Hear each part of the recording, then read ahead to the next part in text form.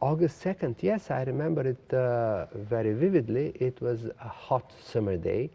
Normally in August we are in vacation in Bulgaria and go to the Black Sea, but this was an extraordinary summer without summer vacation, without Black Sea. We had to draft the new Bulgarian constitution, the first democratic constitution after the Second World War. We were very much under the excitement of the changes in Bulgaria. I was sitting normally on one of these 6 places.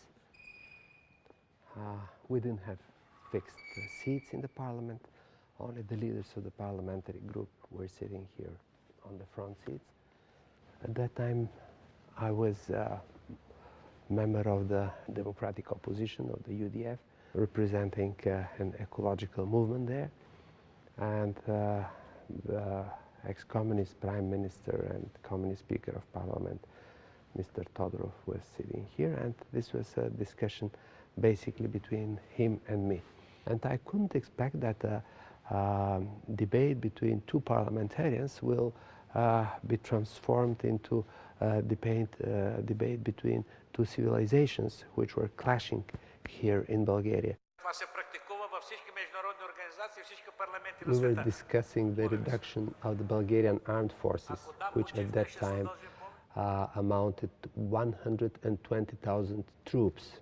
This is a huge amount of armed forces for a country of our size.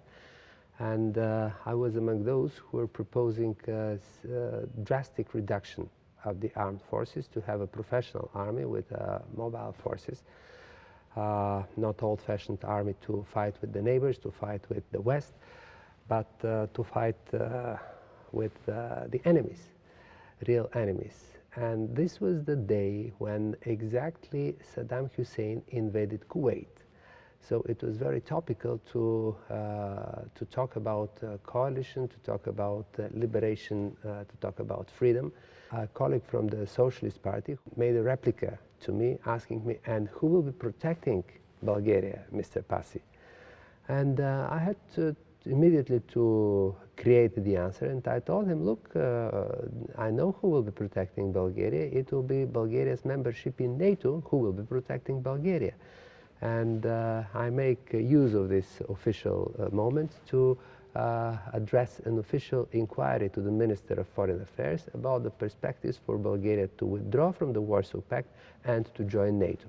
Проучва ли българското правителство възможността, щото България да стане членка на НАТО? I don't know what they were thinking. Maybe most of them were thinking that I was insane. When I met a couple of weeks later the then Secretary General of NATO, Manfred Wörner, he told me that almost everybody was laughing in NATO when he reported to the North Atlantic Council that some funny Bulgarian proposed Bulgaria to withdraw from the Warsaw Pact and join NATO. But he was not one of those who were laughing. On the contrary, he was among those who were the strongest supporters of Bulgaria's accession and aspiration to join NATO. I think that the people took this idea seriously in the mid-90s, say 5 years after we discussed it here in the Bulgarian parliament. And I, of course, was not having in mind how long was the road between the wish of one parliamentarian and the decision of all allies that a new member will be invited. The national anthem and flag of Bulgaria. I had invested 14 years of my life in that cause. In the beginning and at the end of the process, I was parliamentarian, respective foreign minister.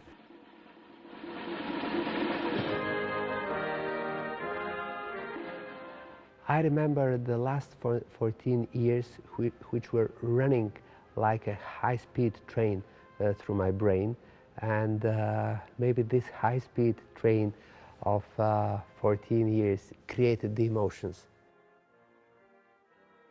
This was one great step towards another goal, which was still on the horizon at that time.